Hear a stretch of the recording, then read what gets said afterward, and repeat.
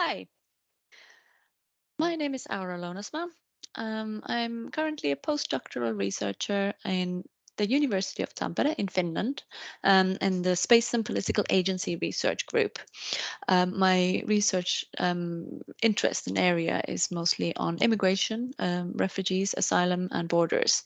I'm currently researching asylum seekers' embodied everyday encounters here in Finland.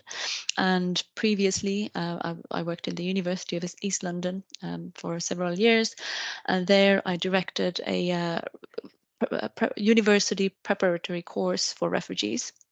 And I also did some work in the Calais jungle, um, some storytelling work and education that was based in the camp. I'm a co-director of the Association for Narrative Research and Practice.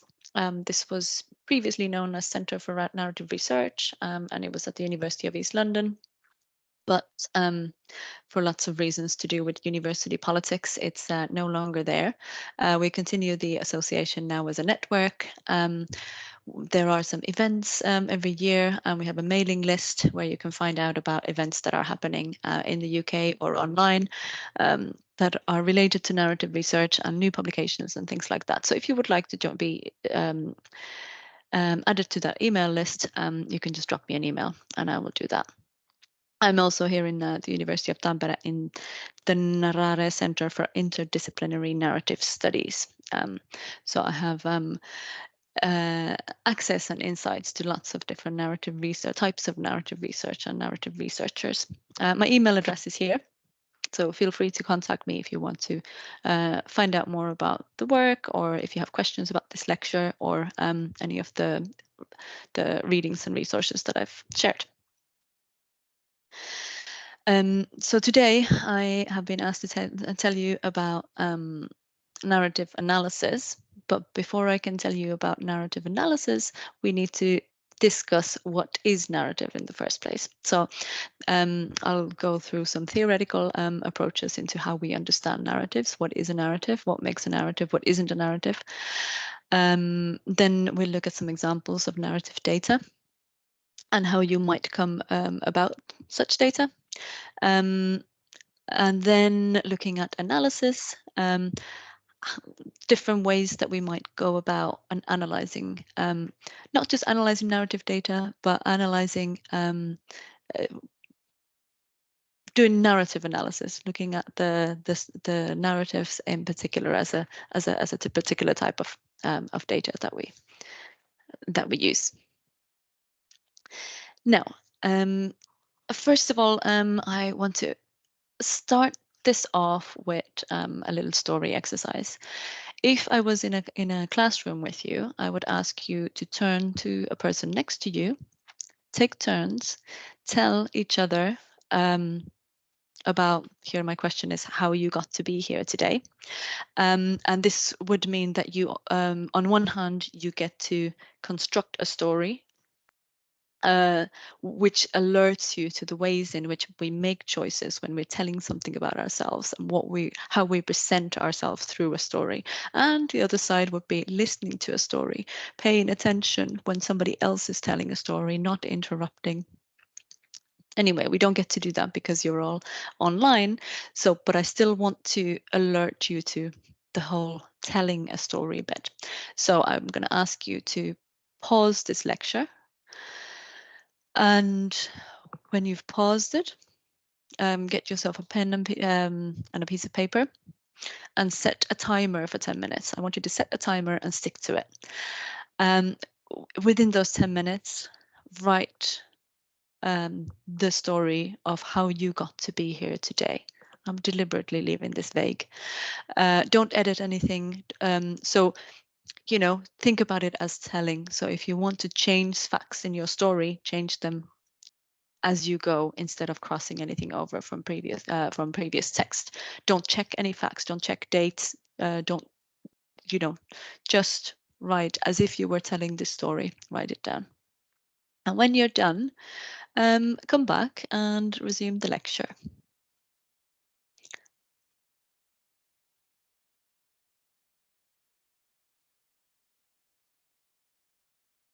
Right. Okay. I am going to assume that you have now written your story in the last 10 minutes. So welcome back. I hope you found that interesting. Thinking about how we tell stories. And you may want to pause again with this next slide here, when I'm going to ask you to reflect a little bit on that story that you wrote. So when you were writing that story, who did you write it for? Who was your audience? I could imagine that I am in your audience because I asked you to write that story, even though you're not actually going to share that story with me. But I asked you to write a story, so you probably had me in mind when you're writing. If you're not going to share that story with anyone, then another person who was in the audience is you. It could be the present you, or it could be some past version of yourself, or some future imagined self who you are presenting this journey to. And then who else? Maybe a parent, maybe a teacher, maybe someone. There might be other people who you kind of had in mind while you were writing. And all of this has an influence of how you present the story, what you include in it. Next, think about, where did you start your story? Did it just start from this morning, getting up? I could tell you how I got to be here today to give you the lecture. I so if I was asking this question of myself, I would tell about my day. I recorded this lecture first without sound, so then I went about my day. Then I came to check and realized that the sound was missing. So here I am, actually third time today recording the lecture for you. Where did you end this story? Did you get to the end? Maybe 10 minutes wasn't enough. Who were the main characters in your story? Who were the other characters? We are always a character in our own story. So we are the narrator. We are the ones who get to present who we are in it, but we're also a character. But there are other characters. Was there a plot? Was there a rupture? Was there a challenge that you needed to overcome? I had some challenges that I had to overcome, and I did. Here I am. Adversaries. Was there a genre? Was it overcoming challenges story? Was it a victim story? Was it a heroic story? Anything familiar about how you told your story that would resonate with what we know? So you can pause if you want to take notes and go have a look at your story and think about these things. Or if you're ready to continue, you can do that as well. So what is a narrative? I tend to use narrative and story quite interchangeably when I'm talking about narratives. And here, Kathy Riesman as well, she is referring to everyday oral storytelling. If we wanted to make a difference between narrative and story, we could say that story is the content, the actual story that was told, and narrative also includes in it the act of narrating, the performance of it, the way it is being told. But Kathy Wiesman here says that, in everyday storytelling as well, there are those elements that make those stories narratives. A speaker connects events into a sequence. It is consequential. It has meanings that the speaker wants listeners to take away from the story. There is so it's events that are included in the story. They're selected, they're organized, they're connected, and they're evaluated. So there's already, the story in itself is already an interpretation that the teller has made about the events that they're talking about. And interpretation of the events and the interpretation of the significance of these events, interpretation of causalities, of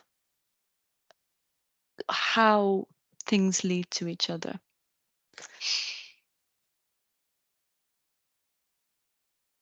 In when we are looking at narrative research, especially in literary studies, that's often called narratology when we're talking about literary studies. The narratology scholars may have very strict definitions of what is or isn't a narrative. But actually, when we as humans, we start telling stories, we don't quite work in those ways. And here, Molly Andrews, Corinne Squire, Maria Sambuku. This is actually from the recommended reading that I gave you from this book. They say narrative remains defined by sequences with a specific order, temporal or otherwise. I would add spatial here, so it could be temporal order, it could be a spatial order. So sometimes a story moves within time. So first this happened, then another thing happened. Sometimes it's spatially. So first this place, then another place, and movement in space is how the story is organized. But stories are particular. They're personal and they're particular. And Squire, Corinne Squire, again, one of the authors here, she says narratives are stories of experience. They are not a window into a past. We cannot look at a story and say, oh, this is what it was like. What we get from a story, Corinne Squire says, and I tend to agree, is this is how this person remembers and wants to present that particular event. So they're not a straightforward description, even though many of them may include a lot of description. But the description is also there for a reason.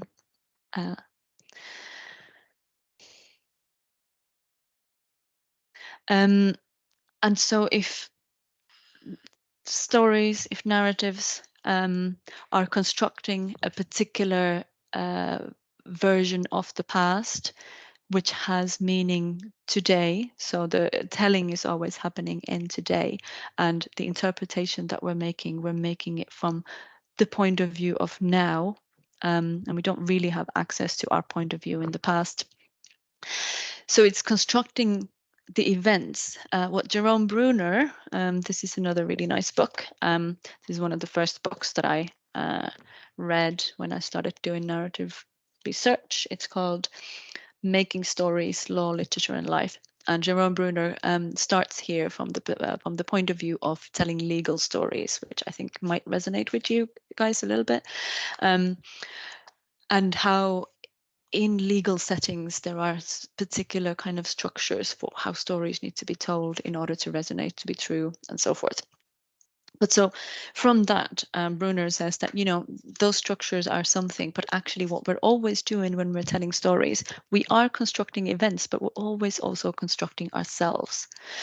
And not only are events in the past not immediately accessible to us to just present as this like picture, this story that I'm telling ourselves. Here he says, there is no such thing as an intuitively obvious and essential self to know, one that just sits there ready to be portrayed in words. Rather, we constantly construct and reconstruct ourselves to meet the needs of the situations we encounter. And we do so with the guidance of our memories of the past and hopes and fears for the future. So not only are we constructing our understanding of different events, we're also reconstructing. We're not only presenting ourselves in different light when we move from one audience to another, one setting to another, one day to another. That story is also us. It's not just that we're there's no kind of narrative falsehood in presenting ourselves differently. We change through those stories that we tell about ourselves. An example of this could be when we think about, for example, domestic violence advocacy from from the 1970s, and there was an emphasis on talking about victims of domestic violence. And there's this whole genre of victim stories. Victim stories would have been used to emphasize the need for protection, need for resources, so need for policy change, because there's a victim who needs the protection of the state. But this, as perhaps you have discussed elsewhere already, then this creates this available story. The only available story about domestic violence then is one of victimhood, which may cause those who have lived through these experiences to be kind of essentialized, set into this idea of victimhood. And Brunner says, no, there is no such thing as like the self as a victim that just remains that way. We can change that by actually telling a different story about that experience. And now domestic violence advocacy has moved to talking about survivors. So there's survivor stories rather than victim stories.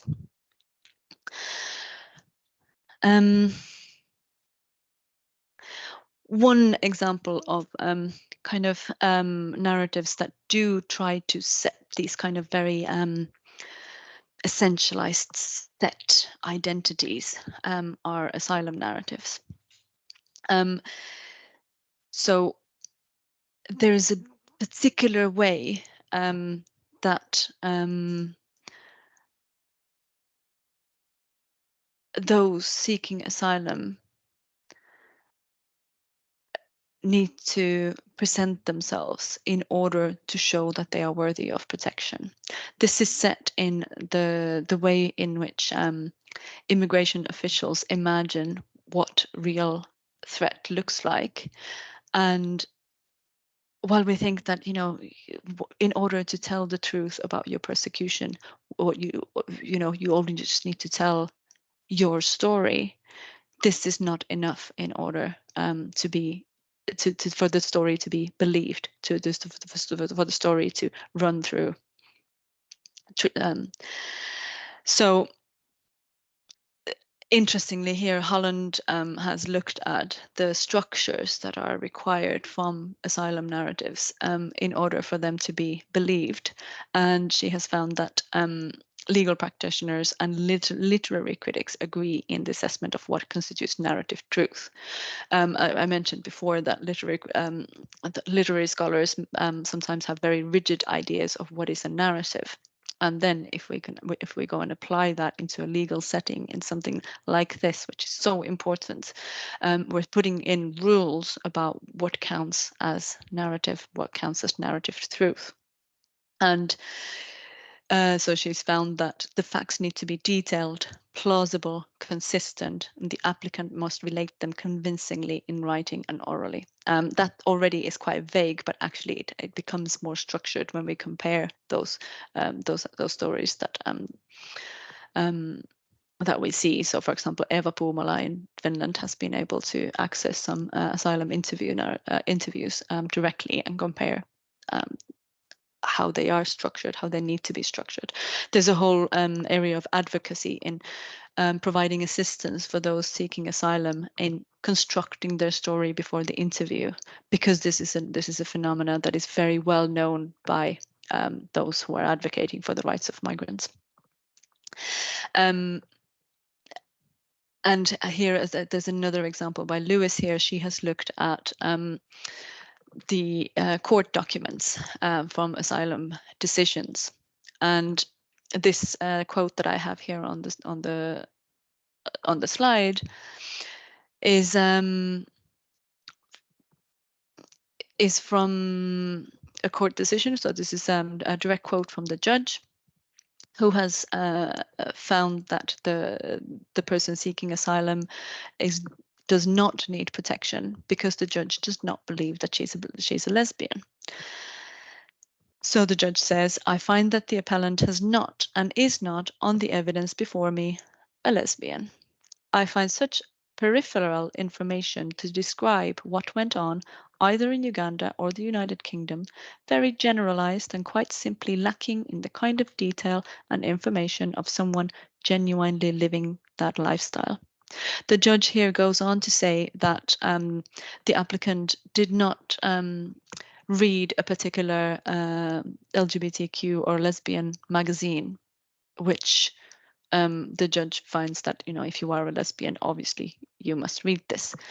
And you can see how problematic it is that there's this, in legal terms, we have this idea of how a story must look in order for it to be true.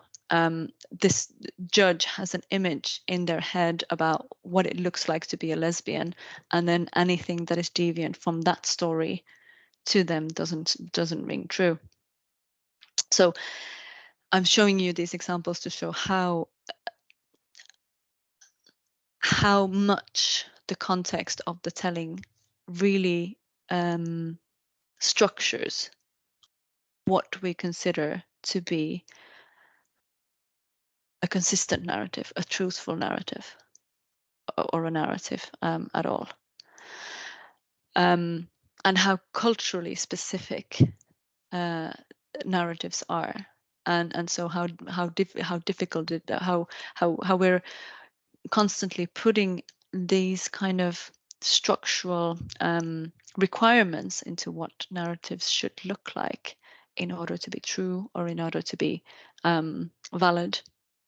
And yet, when we look at the previous slides, we can see that, you know, any narrative that we construct, it relies on our imagination. It relies on our memories that are often poor. It relies on our interpretation, because we have to leave out so many things. And then it relies on our knowledge of what the structure of the narrative should be. And if we don't have access to that cultural knowledge, we don't get to construct the narrative the way it is expected. So that was one example of narrative data, asylum interviews. And these, you know, they're very difficult to come by, but like there has been research into these. They are part of what Ken Plummer here calls documents of life. So we have asylum narratives, we have witness statements, other kind of legal narratives that play a huge role in people's lives, and follow these kinds of arbitrary rules of narrative structure. We have testimonies as well that might fit here. NGO narratives that could be either kind of like in between witness statements or political stories. Other documents of life might be diaries, letters. Then there are narratives that are created for the purpose of research. So narrative interviews, they differ quite a lot from semi-structured interviews. They are far more open-ended. So generally, you would aim to ask just one very open question that invites the participant to tell a story from their perspective, starting from wherever they want to, and then moving through the story, moving through the time and the space in whatever order they feel meaningful. And this allows the participant to then create those connections through the structure of the story, and for us as researchers to track, okay, so what connections is the participant creating, and why might that be? Tom Wengraf and Prue Chamberlain have created this biographical narrative interpretive method, which is very structured. It is not a method that I would follow because it is so structured. You get into some ontological questions about what you believe the story to be. I do believe that it is a construction of the self. It's an interpretation of events and presentation, performance of the self as well. But what these structured approaches like BNIM, what they can help with is getting started with something new. So they have very step-by-step interview process where you can say, okay, so this is what you do first. This is how you design your question so that it is as open as possible. So it can be useful for that. Narrative interviews often take more time than other interviews. except if your participant doesn't really want to tell a story or doesn't really get into the story mood. And for that, you may it may be helpful to use like photo elicitation, for example, or use an item. Tell me about this item that you have brought. And that may be a way to get people to start a story. And when they start a story, they may continue into longer stories. We find narratives, obviously, in media, in political speeches, political different kinds of ways in which political issues are being communicated. There are often stories and narratives included. Social media is very much, it's building narratives. It's building multimodal narratives. It's ordering our memory spatially and temporally. It's kind of, in some ways, I guess, interrupting this process of our own meaning making, because it's already giving us the structure, how a story or a reel on Instagram, how it's made. So perhaps it's like limiting our creativity, but perhaps it's no different from any other genre of telling, and we just adapt to that and use it as a cultural marker for telling a story. Other multimodal narratives. So multimodal just means that it is not just one mode of telling. So it might be a combination of oral history or written story or photographs or video, or any one of those kind of combined together. There are also epistolary narratives, which are kind of fragmented narratives, and Maria Tambuku has used this concept to piece together life stories from these fragments of letters, paintings, diaries, maps, images, buildings that kind of come together to tell that the person's life story. Museums themselves may have kind of narrative format, and here we can see especially then what are the things that are left out, what are the things that are chosen, and what kind of story do they tell about history.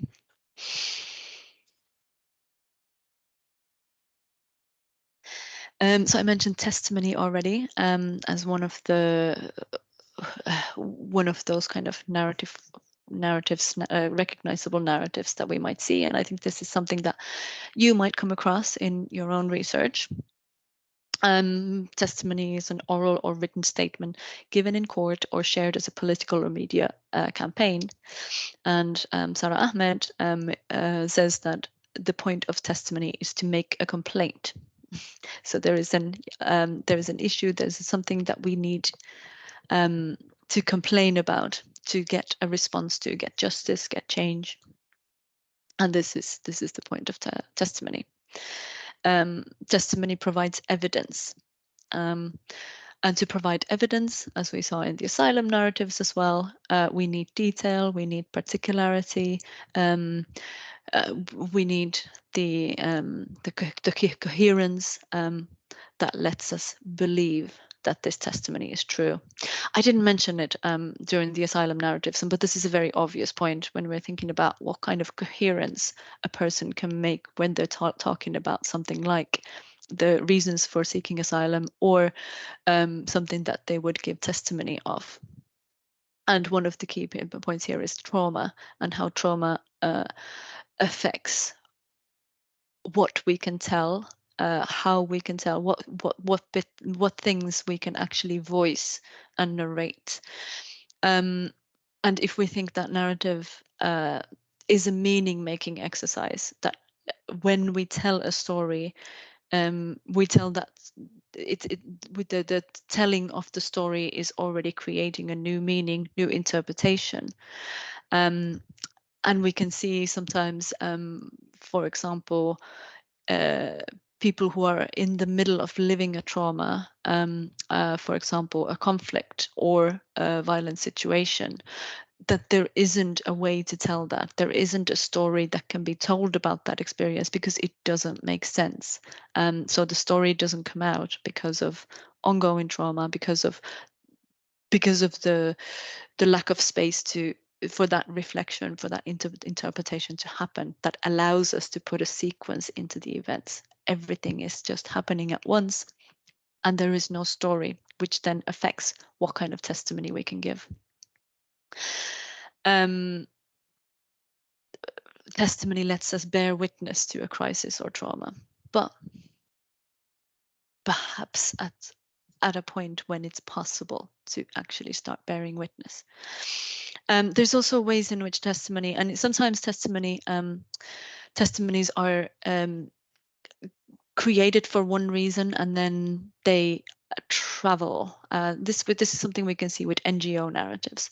So there is a testimony that might be very personal from one person, which highlights it can be a particular individual story, personal story, but it highlights an issue that resonates for a larger population. And I think domestic violence is one where testimony has been used quite a lot.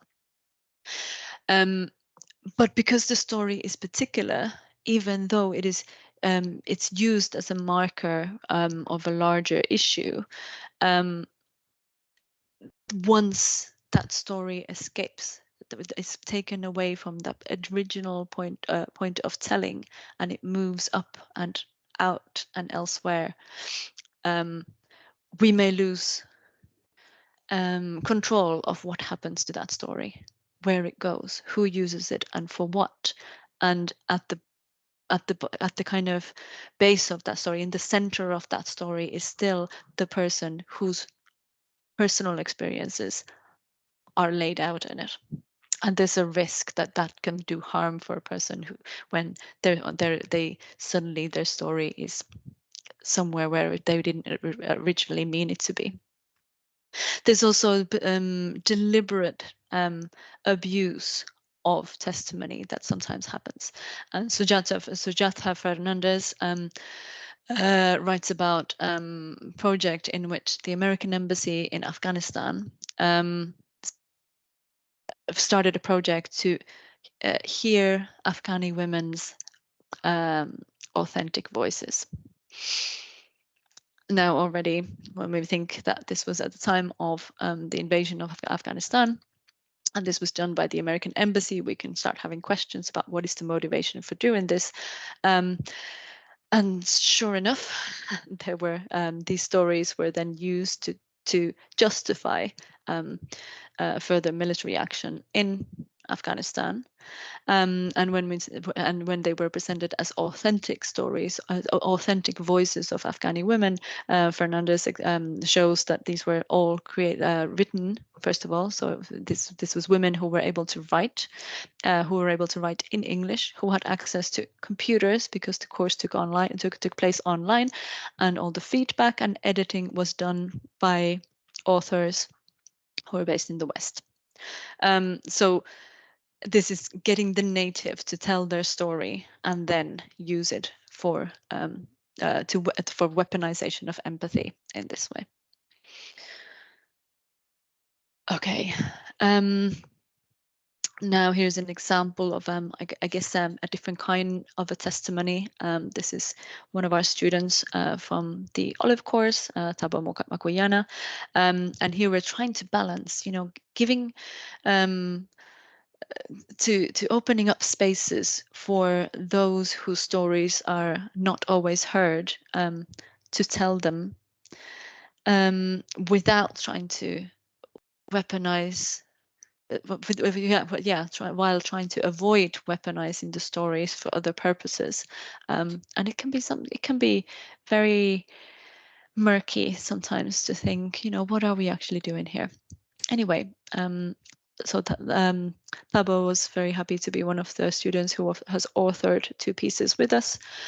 And this is a kind of a testimony. It was created in a creative writing class, so collective writing practice as well, collective telling practice, and then put together into academic publication. And it combines definitely elements of narrative. There is a timeline here. There are a sequence of events, but it also uses poetry as a form to build that narrative. You can always pause the lectures if you want to the lecture if you need to read the slides for a bit longer. I'm going to skip ahead here now. Okay, so I hope we have an idea now, a little bit of an idea now of what is a narrative. So narrative is a story, but it's not necessarily written or oral. It can also include multimodal ways of expressing the story. It includes the content of the story and all these kind of cultural, contextual, and structural ways in which it is organized. And it also always includes interpretation, making sense, and presenting oneself in some ways. So, what do we do then when we start analyzing narratives that are this way constructed? First thing we could do, and I mean, it's certainly an important part of analyzing narratives, is looking at the story, the contents of it. We could very easily just start with a thematic or discourse analysis of the actual contents of the story. See what was said, what's actually in it. Quite often, presenting narrative analysis, it's very nice to see at least part of the actual story presented as is. Here is the story. Here is some of the content. Here is some of the way it appears. But thematic analysis on its own is going to miss out on all of that sense-making, sequentiality, causality that's built in, the suggestions of audiences and everything else. So you can stop at the thematic analysis if that's all you need, if that's how your research question is framed. But I think it's really interesting to start looking at the narrative a little bit deeper. So what kind of meaning making might there be going on? What kind of interpretation does the way the narrative is told and organized, what does it imply? Does it fit into some canonical narratives such as victim story or survivor story? Or against the odds winning thing, or you can think of lots of ways in which, like Hollywood, for example, frames as a kind of canonical narratives, and see, like, is there an element of that here? The positioning of the story in relation to the interviewer, if it's an interview, or to whatever other audiences, to wider societal contexts. So the person who's telling the story might be positioning themselves on the debates on climate change or debates on racism, wanting to present a certain point of view that is kind of like the part of the self-making through that story. Performativity. What elements of performance are present in the story? The intended audience, perhaps also the unintended audience.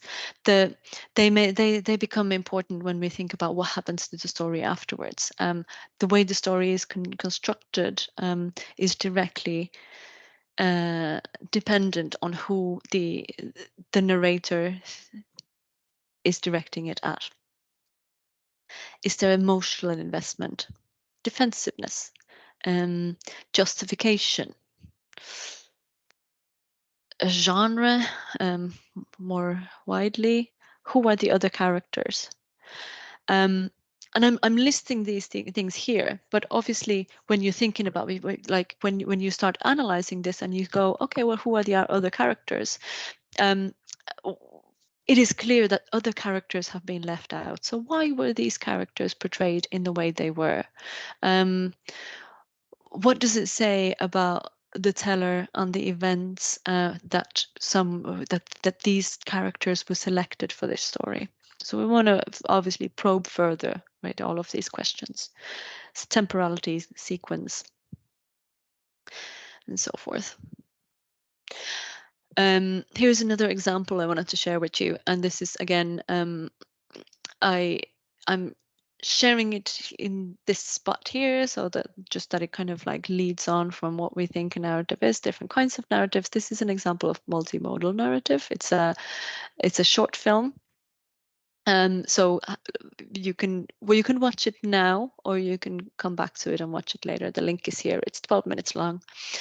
And it includes very little description and not that much information on the characters we see.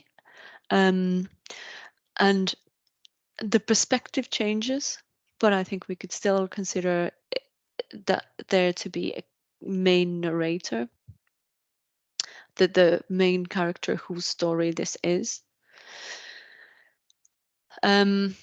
It intersects my research interests in migration and yours on gender violence. And I think, yeah, I find it's not a nice film to watch per se, but it's an interesting look into how we might start constructing a narrative like this when there isn't any.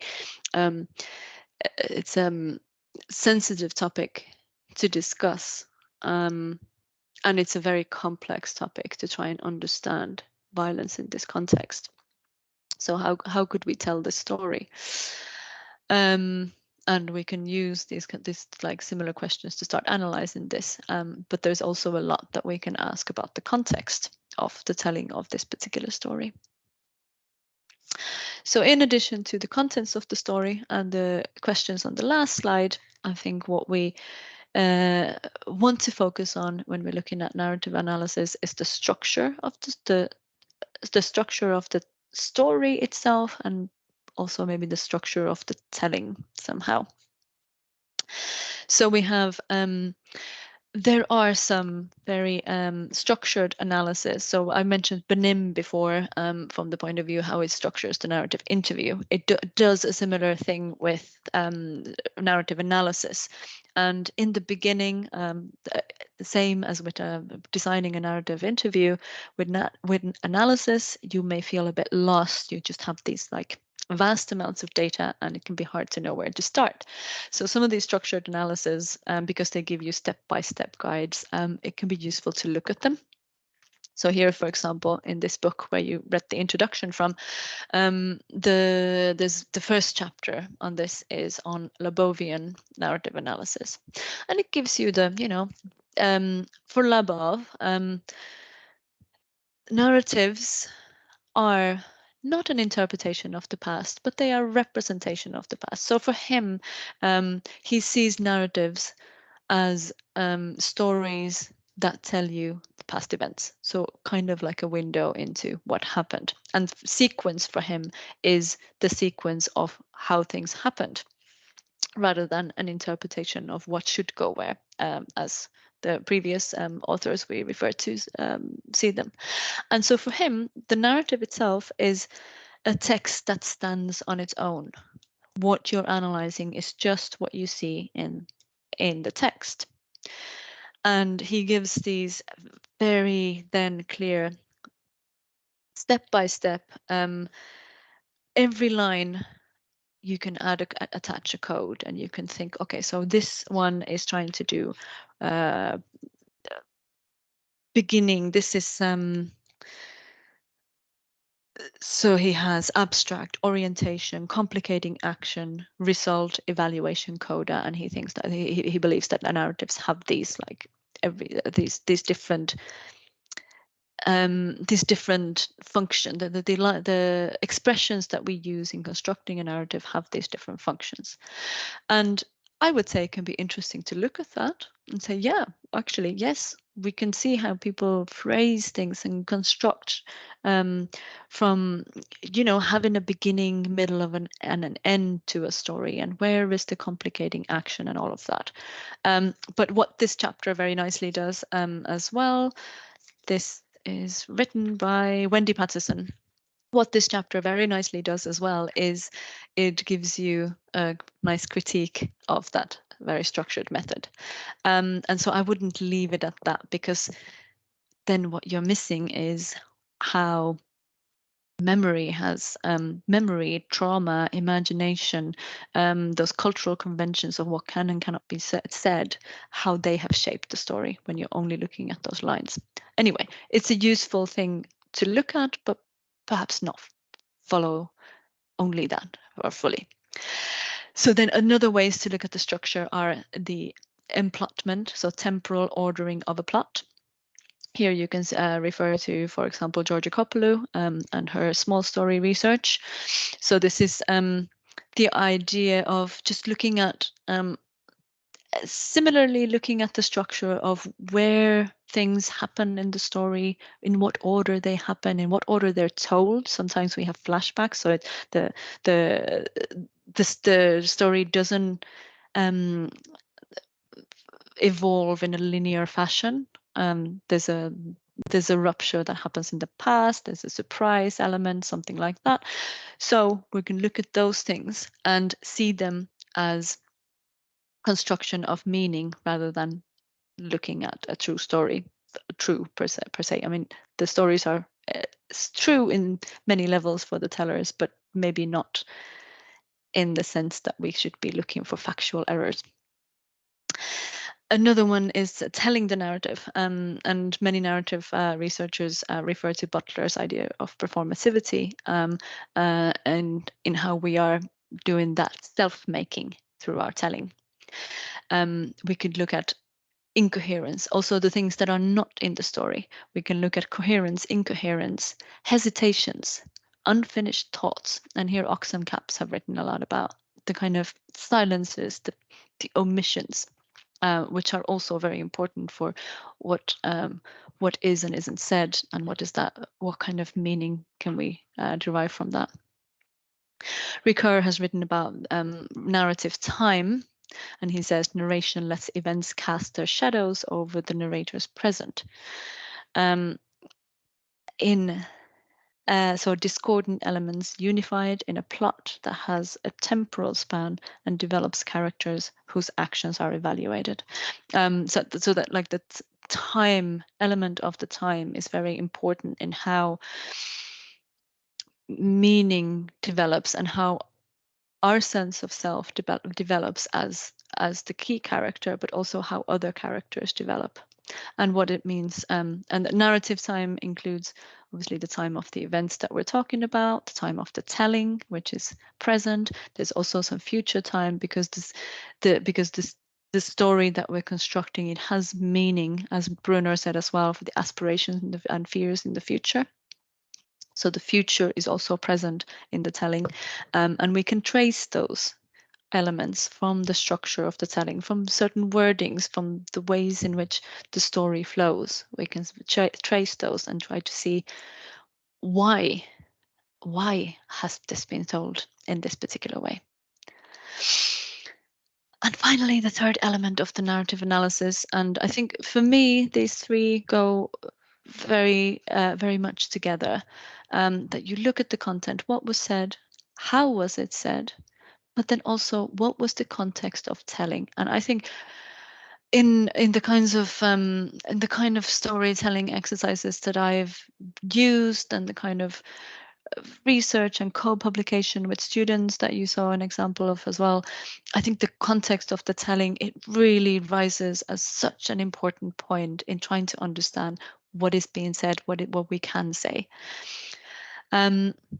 So in the narrative context, we have the event of the telling. So when we are in the Calais jungle refugee camp, sitting in a tent, drinking tea, and then this story emerges and I hear it and I am the person present there to hear it, then how does that context frame it in such complex and huge ways? I mean, this story is only going to be told in that way, in that place. To me, um, and as the context, there's the audience. I am the audience. Now, if we imagine that same story, we talked about how stories leak out of their original context of the telling. If that same story then leaks out and gets to be retold as it was to the same person's mother, that can have terrible consequences. So this story, the intended audience does not include the mother who will worry that her son has left one place of uh, where they risk violence every day to arrive at a place where they risk an equal amount of violence, but also have no provisions or family around. So this context is hugely important, the actual telling. In narrative interviewing, Kathy Reisman has written about this. Anne Phoenix writes very eloquently about the narrative interviewing from the point of view of what do you have in common with the person who you are interviewing, and she because her research topics often touch on racism, and so who can you tell your experiences of racism to? What kind of story can you tell about racism if you can't see that the person who you're speaking to would share any of your experiences? Then what kind of a story is it? And maybe it's not even safe to say that, to tell that story in that situation. But the narrative context also includes the social and cultural context and political context. So it includes the kind of available narrative structures. So yeah, that we talked about before, but it also and then the events that are surrounding what is happening in around the telling. So again, if we go back to the Calais Jungle, this book that was done out of collecting some of those stories that were told in the situations of the camp. While the stories were told in those very private conversations, the social and political context of this book is that there was so much bad media representation of the jungle itself and the inhabitants of the jungle. So this book arises as a counter narrative to that that emerging story of the migrants who are violent and who are living in terrible conditions and who are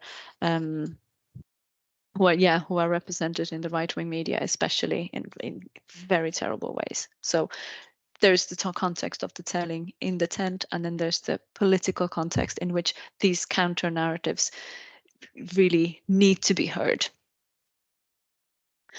And narratives are politically motivated. So here the political motivation is to set the story right, to get a different point of view across. But there's always a political motivation for thinking about. There's always a personal motivation, a political motivation for telling a story and telling it in a certain way. So that's something we can try to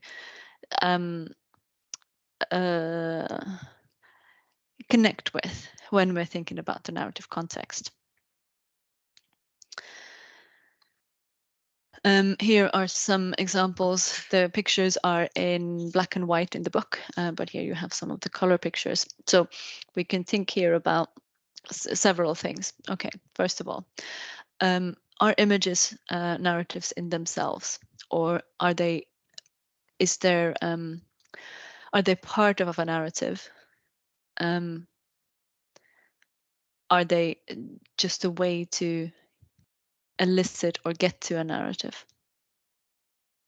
So we could all maybe imagine a story about these. We can read a story about these pictures when we look at here, for example. But are they a story? Are they a narrative on their own? And then also we can think about, as I mentioned, the importance here of the context of knowing where these pictures come from in order to start thinking about what is the story here.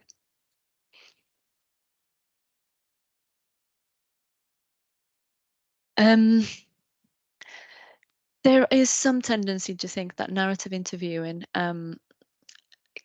can alleviate power differences in the interview process.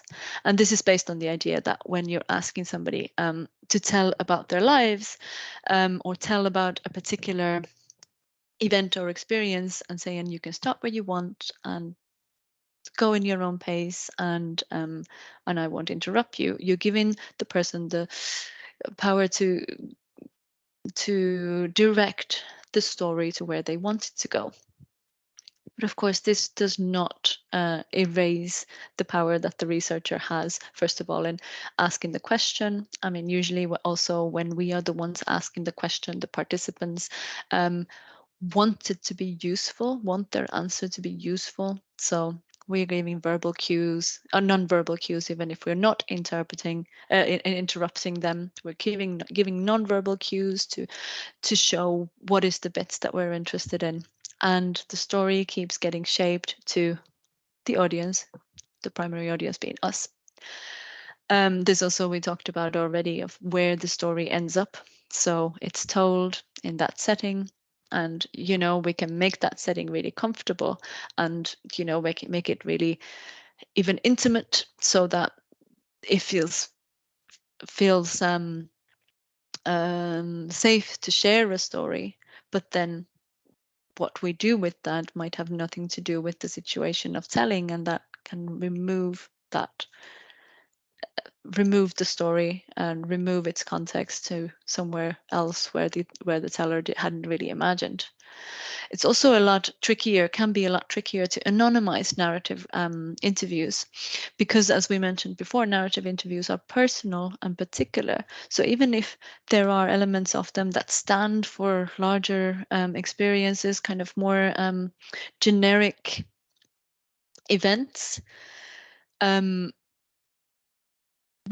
story can, one story can never be told the same way. So for somebody who knows personally what the story is about, it's always going to be recognizable. But even when we remove the names of places, the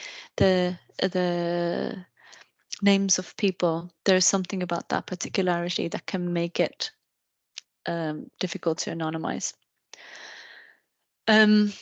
Another thing about this is something, for example, Gloria Ansaldúa has been writing about forever. Homi Bhabha calls this the right to narrate. Whose stories do we actually pay attention to? Whose stories are the ones that we want to hear, where there is space to tell them and space to hear them?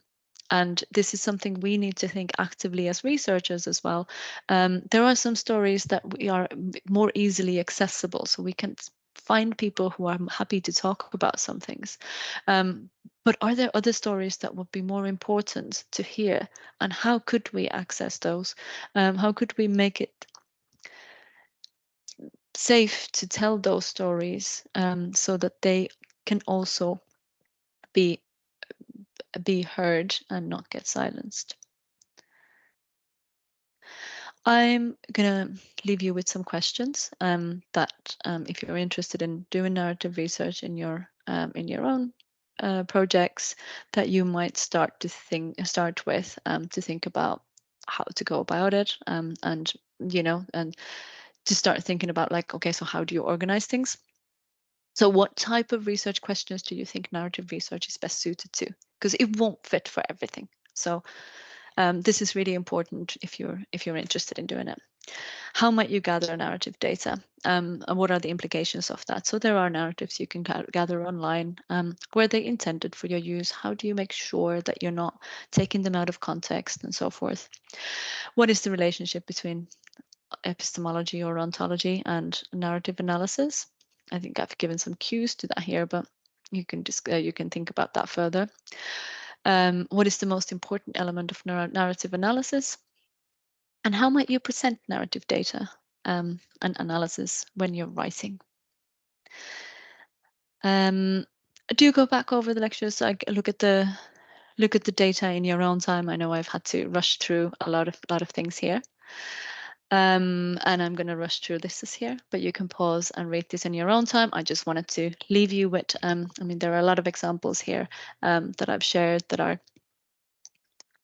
somewhat hopeless, and I wanted to leave you with something a bit more hopeful, a little story about how looking back at something that may seem like a very difficult time, when we look back at that, we can construct something positive through how we tell that story.